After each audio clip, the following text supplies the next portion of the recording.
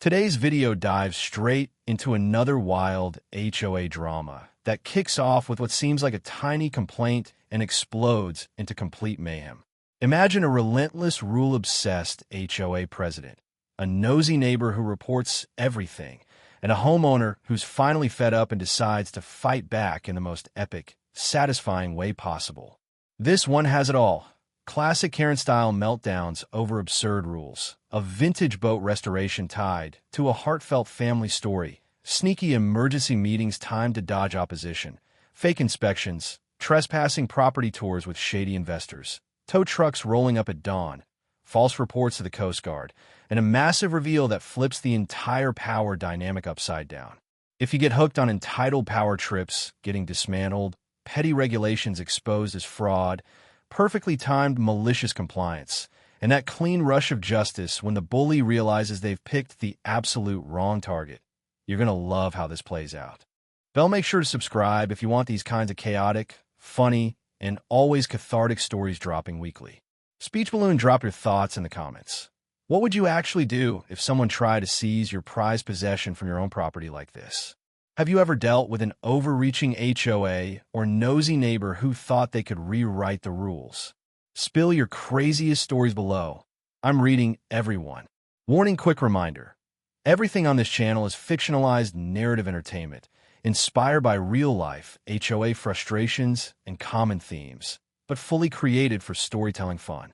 No real events, names, people, or specific situations are depicted. Any resemblance is pure coincidence. The story opens at dawn with fog rolling over a quiet lake.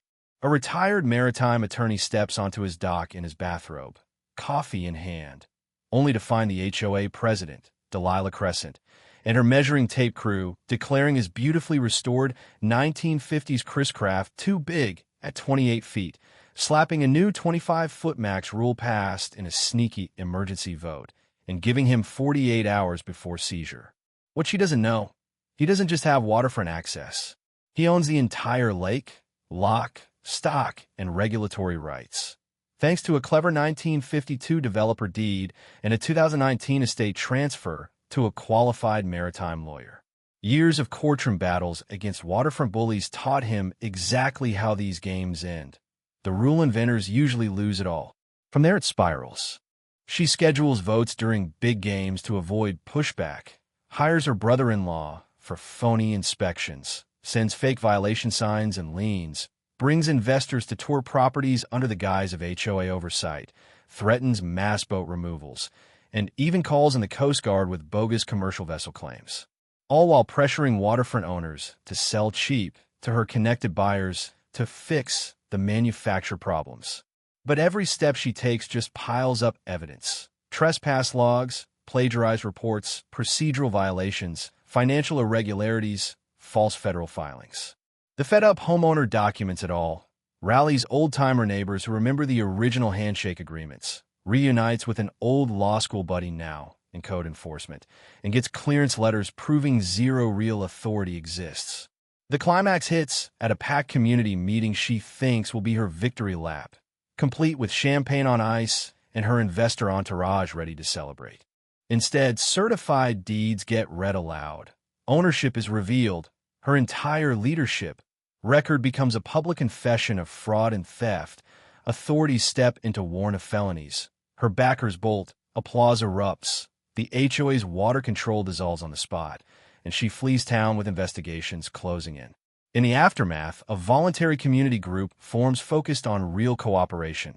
Lake cleanups, safety days, neighbor events. No more clipboard tyranny.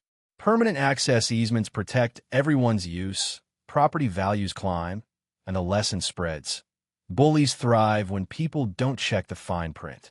It's the kind of story that reminds you why knowing your rights, documenting everything, and staying calm can turn a nightmare into neighborhood legend.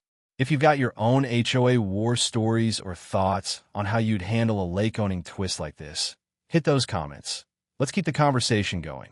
Thanks for watching, and I'll see you in the next one. Speedboat.